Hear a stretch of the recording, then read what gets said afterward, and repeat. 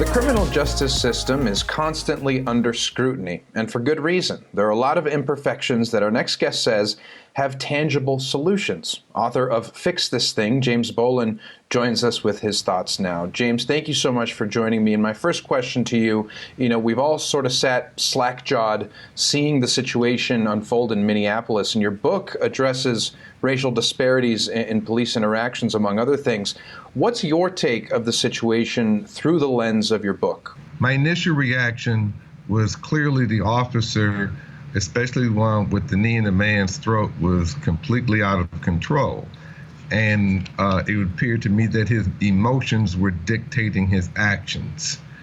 It's been my experience and what I've learned that when one's emotions dictate your actions, that will always bite you in the butt. It will always betray you. And so, among other things, like I said, is that why you wrote this book, is to tell people that you can't let your emotions dictate what you do and your actions?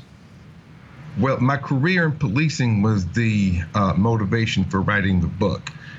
Additionally, I am a former United States Marine, and the training I received there helped me a heck of a lot more than most people, because a focal point in Marine Corps training is to divorce oneself from the emotion and allow your rational mind to dictate your actions. One of the criticisms that I make in the book as far as police training is that that is not a focal point. When we started Marine Corps boot camp, we were told, look to your left, look to your right. One of you will not be here at the end of these 12 weeks. We will do everything fair and unfair to determine whether or not you packed the gear to serve in my beloved Corps. 80 people started in my platoon, 65 graduated. They were not kidding. Contrast that to a police academy training where there were 300 of us that started, 298 graduated. The Marines are, when they say this, I'm sure that part of it is that we need to know whether or not your shoulders are broad enough to bear the burden of being a United States Marine. In my book, I believe I expressed the fact that I believe a focal point in training should be the recruit should be made to understand that becoming a police officer, you're not inheriting power. The power is in the law. What you are taking on is an awesome responsibility. And during the course of this training, we're going to find out whether or not your shoulders are broad enough to bear the burden of this responsibility. And so what do you think is the answer to police training? Obviously, there are serious gaps in getting people to understand this concept. So what are some tips you have for anyone listening out there who could have an impact on how police are trained? Well, again, those two focal points, that would be part of the focal point for our training. We should not, the police academy should not babysit the people through the process.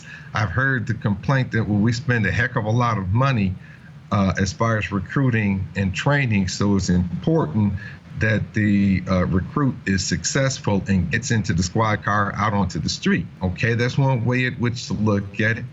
But I reference an article in a book from the Wall Street Journal that detailed the hundreds of millions of municipalities that are having to pay for issues of police misconduct.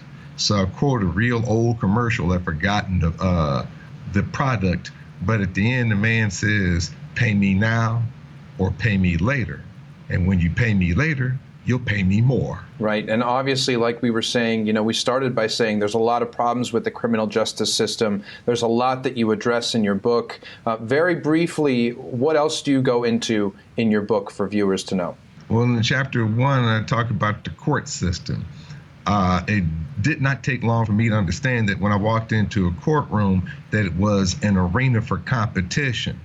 I believe it should be a fact-finding exercise in pursuit of the truth. Because absent uncovering the truth, how on earth can we actually get to justice? We've heard the axiom, you get the justice for which you can pay. Ladies and gentlemen, that's on both sides of the aisle. The victim victims at the lower end of the socioeconomic scale do not get the same service from the criminal justice system as better education, more affluent people. I know all the things that suggest in the book are expensive, but the book explains how to pay for these things without raising tax, without diverting money from any other governmental function. Clearly, there's a lot in this book to go through. People have to pick it up. I'm going to let them know where they can get it. James Bolen, thank you for your time. Okay, thank you. And James' book, Fixing This Broken Thing, The Criminal Justice System, is available right now, and you can purchase it online at Amazon, Barnes & Noble, iTunes, and Google Play. The Morning Blend will be right back.